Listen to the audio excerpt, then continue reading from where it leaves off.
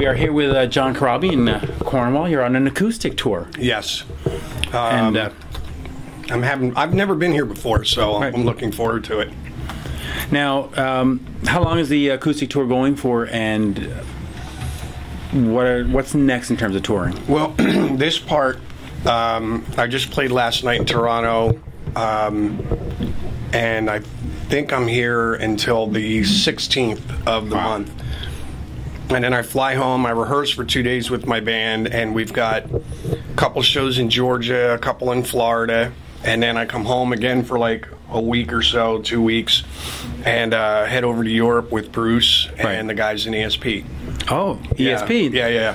So now, how many shows is that with ESP? I'm not sure, but I think there's probably about 7 or 8. You know, something like that. We just go over usually in little spurts. Eric's been pretty busy with Kiss. Right. And Chuck's been really busy with Alice Cooper and all of us, and you know, so we just go over when we can. When we see that there's a little break where all 4 of us aren't doing anything, we'll run over to Europe and we'll do some shows. So now the reason you're doing acoustic shows is because you have an upcoming acoustic album. So what's the status on that? Well, it's all finished. It's all mixed, mastered, ready to go. The artwork's done. There is a label that is considering putting it out for me, but it probably won't be till February, which is good news and bad news. I know some people have been writing to me asking me when it's coming out, and they're excited to hear it, but obviously I want to get it out there to as many people as possible, and I think maybe doing this thing with the record label would be a good move. Yeah. Now, do you leave it as it is, or do you tinker with it over the next few months? Nope. And say, no, it's done. I'm good. I'm really pleased with it. It sounds great. It's 3 acoustic guitars. We didn't use any. There's no electric instruments. Obviously, the unplugged title. There's 3 acoustic guitars, a bass guitar. We didn't even use drums. It's just djembes, congas, shakers, and then my voice with 3 and 4 part harmonies behind it. It sounds unbelievable. And so what I did is I did 6 or 7 old songs.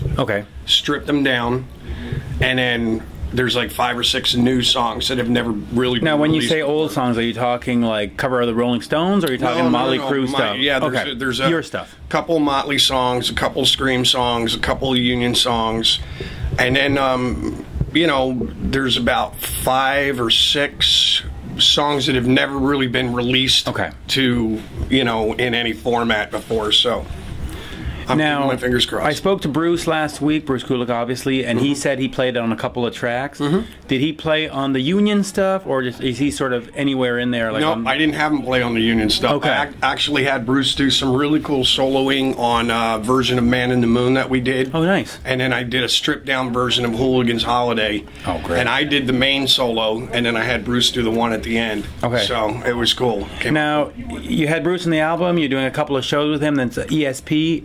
Any chance that someday we might see Union again? We talked about it. The last time that we went over to Europe, we were there in March, and we did do some ESP shows, and then Bruce and I went off, and we did about 8 shows on our own, acoustically. And we had a great turnout.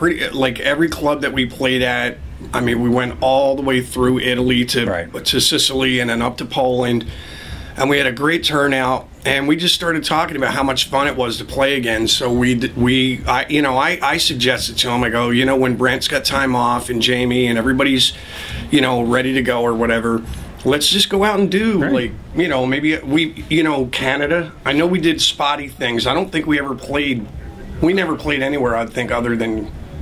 Did we even play Toronto? I don't even think we played in Toronto. Or maybe Winnipeg, where we played in Buffalo. Right. I don't know if we played in Winnipeg or not either, but I know that there's a good Union following here in Canada, South America. We could go to Europe, Japan, whatever. So I just said, you know, let's just go have some fun, you know, and just. Do you think you might ever record another Union album, or is that sort of I can't say that I can't say yes or no. I mean, it's just obviously it deter everybody's schedule, and you know, I don't want to say never. You know what I mean? Right now, Bruce is focused on his, you know, touring for doing his solo record stuff in Grand Funk. Brent's busier than hell with the Slash thing. And I really want to try and do, like, you know, this acoustic thing is, you know, a solo record, but I really would like to do, like, a full-blown electric, hard rock, you know, solo record. So I'm working on that as well. And then, you know, we'll see. And you're also sort of working on the John Corabi brand. I mean, you did the Rat thing, you did the Motley thing, but you never really did the John thing. Right. So that's kind of what I'm into right now. You know, I loved the Union's music, and I loved playing with that band. It was a lot of fun.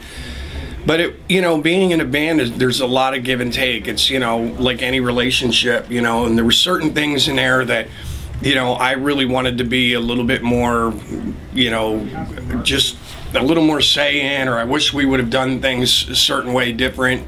But because it was a band, you know, a band thing, I had to, you know, we all had to give and take, and I had to take into consideration other people's opinions and feelings. And I just kind of like right now being able to call my own shots.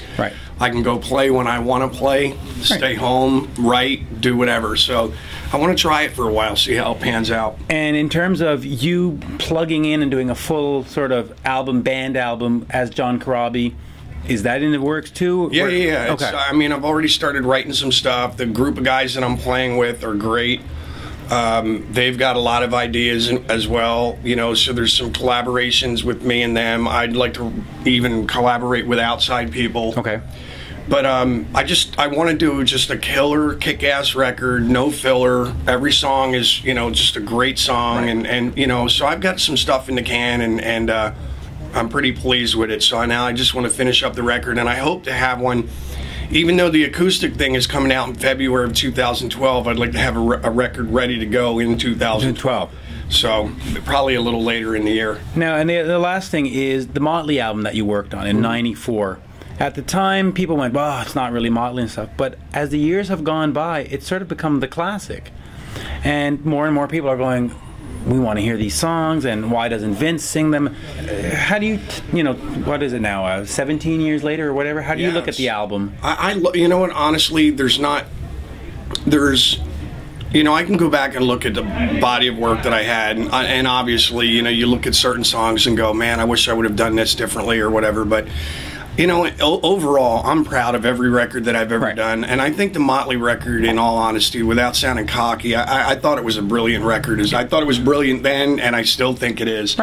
You know, why do you think it took a lot of fans so long to get to it? Well, I mean, in hindsight now, I can look at the whole thing, and I mean, I kind of knew it then too. Like, love Vince or hate Vince, he's an iconic singer. Absolutely, that group of guys belongs together. Absolutely, and you know, I just happen to be, just for the fans that write to me and tell me I'm a loser. Well, you're not. No, but, you know what I mean. But I still, it's weird. It's like 17 years later, and I still get these people that are just like brutal, and I'm like, you know what? I was just a guy that was at the right place at the wrong time. You know what I mean? Whatever. And you know, but I had fun with the guys, and you know, it was cool. I have no regrets about the whole thing, and you know, I still talk to the guys. You know, I just texted Tommy and Mick the other day to let them know that their sound man Davey passed away a few days ago, and you know, so we're all good. You know what I mean? And so I have no regrets about anything, and I love that record, and it was a great time and a great 5 years, and you know, it's weird. It is something that even fans that wouldn't listen to it then actually finally, after 17 years, caved and said, oh, let me check this out. Let me see what this record's all about.